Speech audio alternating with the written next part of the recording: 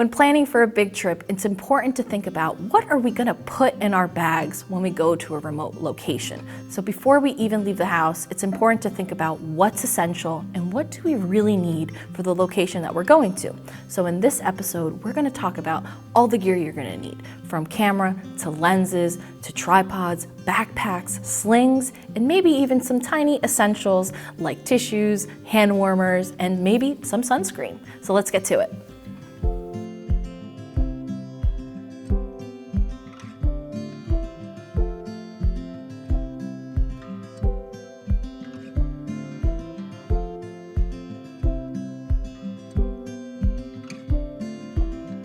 You don't need to be a studio professional or a headshot photographer to call yourself a portrait photographer. The environment around us is our studio, and the people that you're with on your travels are your models. Cheers. Hello. Just happy to be here. Now we're gonna go run to get our free breakfast at the Environmental portraits are very similar to landscape photos, but it differs just a little bit where you may need to do that little extra bit of research to make sure that you get the image that you're envisioning. For example, I like to arrive to a location well before golden hour to prepare and be ready for those backlit portraits. For an environmental portrait, I'm much more interested when the sun is a little bit higher than it would be for actual sunset for that photo.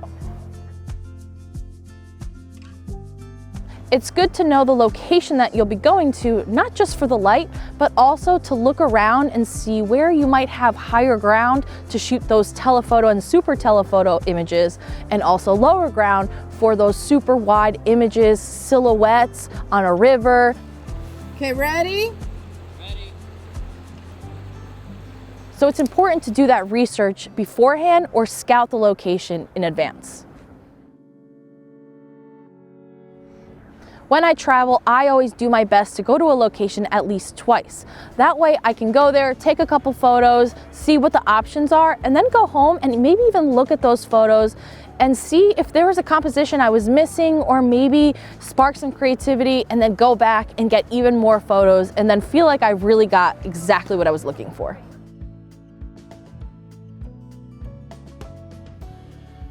It's kind of giving a little bit of album cover, maybe like 1 foot forward. Yeah, exactly. Yeah, perfect. I also like to write a shot list on my phone in the Notes app. That way, when I'm in a time crunch with the light, it's descending, I can quickly look at that list, making sure I got everything that I was hoping for. Something that may sound silly, but outfits are important. Something like a pop of color on a jacket, a sweater, is gonna really make that photo pop and be a little bit more unique to you. So that means asking your family or friend to bring that cool orange or red or blue jacket, especially within landscapes that are very green and very maybe black, like the black sand beach that is here. And if you want to level up those environmental portraits, you can even hire a model or have someone wear a super dramatic outfit like a long red dress with long drapery to bring that drama to that image and make it more of a high fashion photo. Research that's important for all travel, regardless of portrait or landscape, is knowing the season of the location that you're going to and having in mind the type of images that you want before you get there, especially if it's season depending. So it's Blue Hour, and one of the cool things right now is that this waterfall is still half frozen, which it already kind of looks like it's in a long exposure because it's just kind of one big piece of ice, but there is still some flowing water. Here in Iceland, everything is dependent on the season. If you're looking for a portrait in front of Aurora, you better make sure you do your research and come during that short window for the Aurora.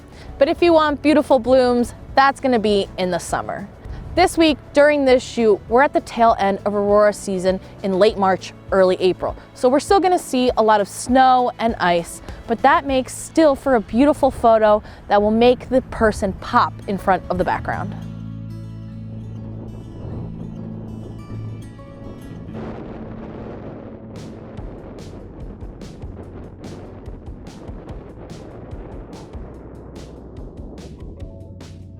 Now that we did our research and figured out where we're gonna go, and maybe you even did that extra research of figuring out the poses and compositions you're looking for.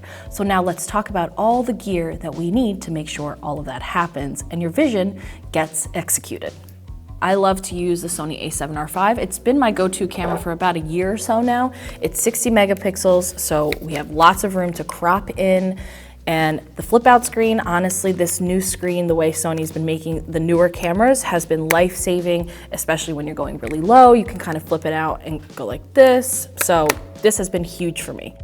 I also shoot video, so this is also a great camera for hybrid shooters to be able to also shoot in 10-bit video. And I also highly recommend a camera strap to always be on your camera no matter what. You never know what might happen. And if you find the camera strap to be annoying or get in the way, you can use ones like Peak Design that has the clips that come off, and you can take it off temporarily if you want to put it on a tripod or something. But always keep a camera strap handy because you never know. Next, let's go down the line of lenses. The 24-70 f2.8 DG-DN by Sigma. This is a lens that should always be in your bag no matter what, regardless what you are shooting. This is a great lens to have on hand. It's wide enough for shooting at 24 millimeters f2.8 to get the beautiful landscape, but sharp enough to get your subject really in focus, but then also 70 millimeters to get that beautiful compression to get those really gorgeous portraits. Next is a prime lens, the 35 millimeter DG-DN. This is a 1.2 aperture. This is such a gorgeous lens. It's a 35 millimeter, so it's still really wide where you get the full beautiful scene, but not so wide where you're getting distortion on the edges or if you're getting too close to your subject and it looks a little crazy. So this has been a gorgeous lens to use this week. Next is the brand new 50 millimeter by Sigma. This is a DG-DN 1.2. This lens has been incredible. It's brand new, hot off the press, and I feel so fortunate to be able to bring it here in Iceland just in time as soon as it came out. I have been having so much fun shooting some really close-up dedicated portraits with this, from backlight portraits to even the beautiful horses. This lens has been incredible. I cannot wait to just put this in my bag and keep it in there at all times. Between this and this, oh my God, the 24-70 and the 50, it's a perfect combination to have in your bag. My favorite lenses to use is an 85 millimeter. The compression is just unbeatable. It's so beautiful, it's so buttery. But what I love about this Sigma DG-DN art lens, it's a 1.4 and look how small it is. It is so tiny. It is very rare to come across an 85 millimeter that's this small. This is a great lens to use when you back up enough and your subject is super sharp in focus and your landscape in the background. This is a gorgeous lens. Even though I do think this is a great combo, the 85 continues to be my favorite lens. I think we're going on a trend here that I'm just gonna keep saying that every lens is my favorite, but because every single lens here is just so different and has different use cases that I really do need them in my bag at all times. Next is the 105 DG-DN Macro. This is a 2.8 lens. This has been so beautiful to use when you want those telephoto portraits in a prime lens. It's so, look how small this is. This is so crazy how tiny this is and the power it has, the sharpness, the speed. This lens, it is a bit of a niche lens and it's definitely a portrait lens, but having this lens in your bag is really gonna make that difference in some of your images. So we covered a couple of art lenses, but now let's go on to the 70-200 DG-DN Sport by Sigma. I like to think that portrait photography, especially out in landscapes and in a place like Iceland, is definitely a sport. So this lens is beautiful, 70-200. This is great for those telephoto portraits. I've been having a lot of fun of putting a subject out really far and getting myself even further to make my subject look really large in this beautiful landscape. This has been a great lens for that. The range on the 70-200 is what's really important here. This lens, it's really not heavy. It's a little long, but it is 70-200, but it's really, really light. So sometimes we can't bring all of these lenses with us, especially on a big hike, or maybe we don't have a rental car, so you only have maybe 2 lenses to bring. I would bring the 24-70 and the 70-200. These two together, you have everything you could possibly need. And the compression on this lens at 2.8, it really does compete with some of the best prime lenses also.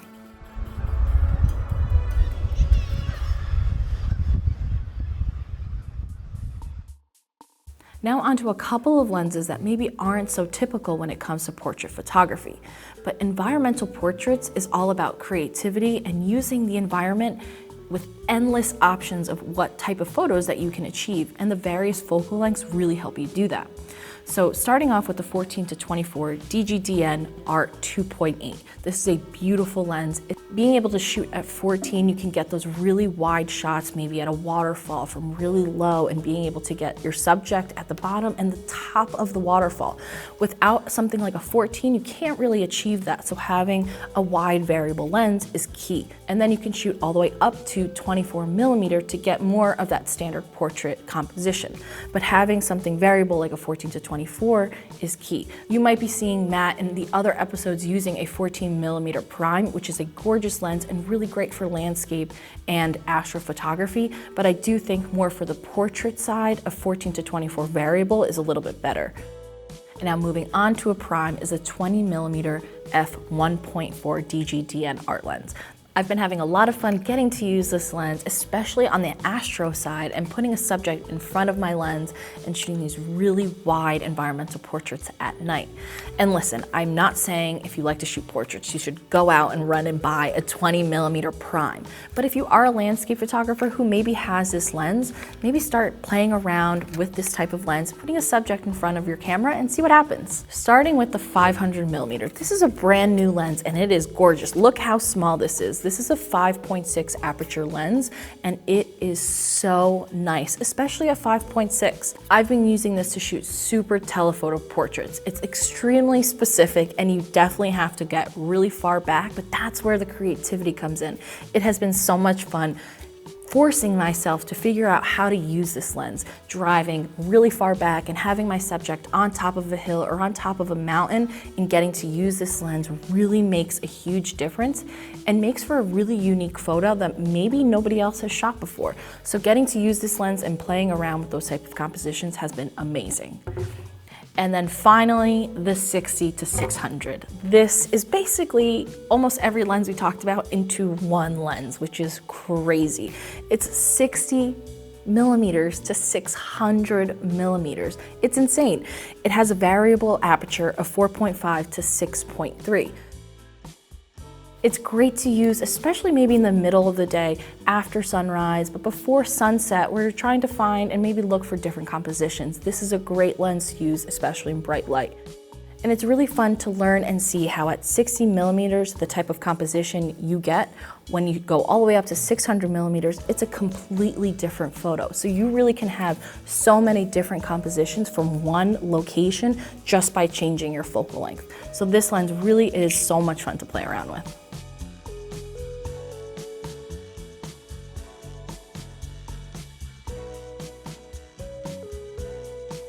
I've been having so much fun playing around with all these different lenses, and yes, I'm fully aware how fortunate I am to have an entire case full of all of these lenses, and I know that you're not going to necessarily buy every single one of these lenses, but this is more of just for you to understand and learn a little bit about the different options that there are, and maybe figuring out what type of lens might work best, and maybe you're learning about a brand new focal length that maybe you want to try out. So that's really what this whole thing is about, for you to figure out what might work best for you and learning for me.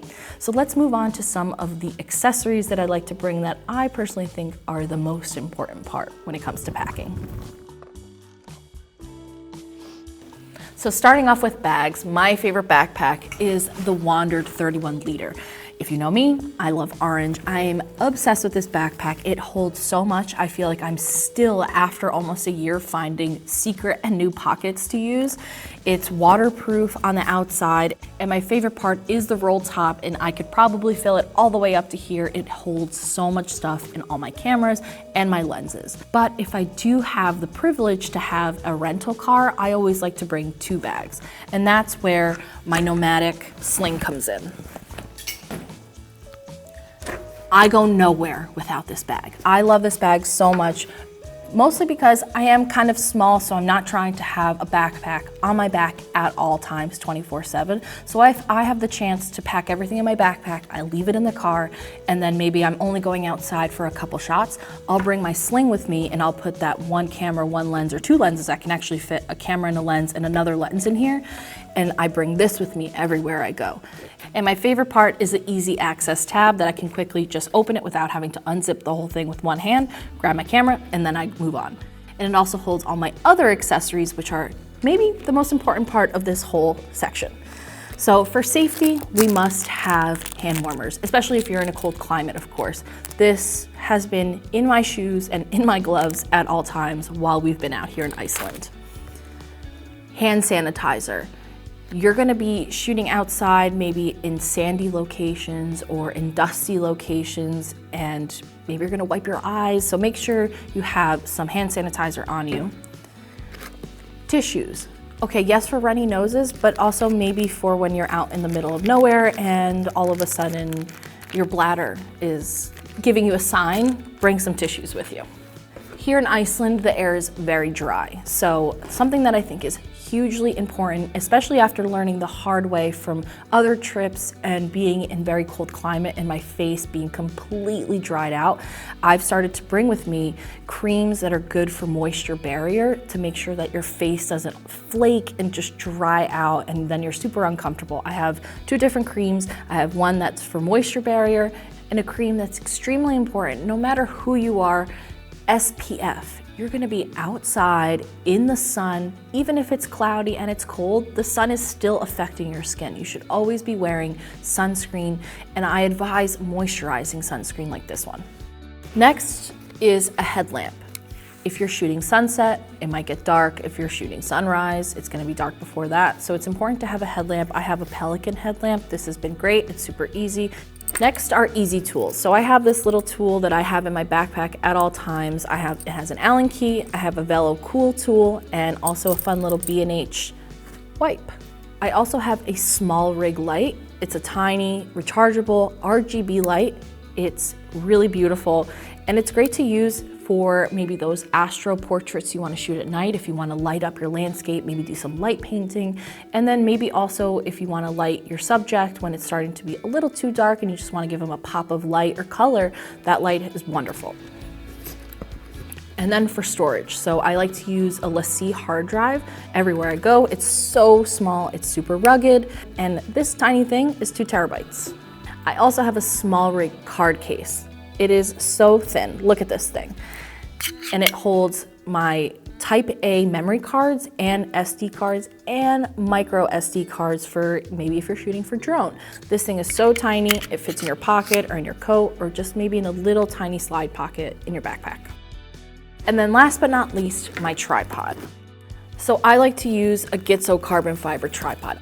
I've been using this for many years and it has never failed me. It is such a great travel tripod. It's so light, it's so sturdy. It goes really high, it goes really low, and it's great for vertical shots when you're shooting something that's more in a portrait mode for your composition.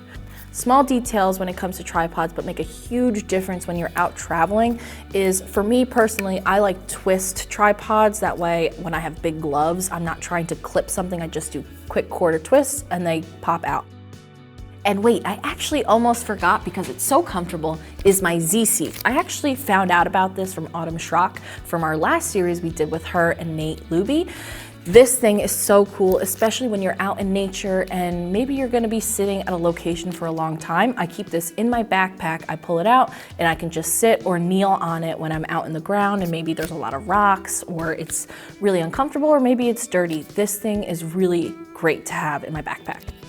So, whoa, that was so much stuff. And maybe it's a little overwhelming, but again, I just want to reiterate, you do not need to buy all of these things that I just showed you. It's really about just learning the options that are out there and how each focal length or how the different cameras or how the accessories can make your life a little easier when you're out shooting. So I hope this was helpful, but let's get out and shoot already. Let's go. What if I just slide down rather than climb over? I think that works.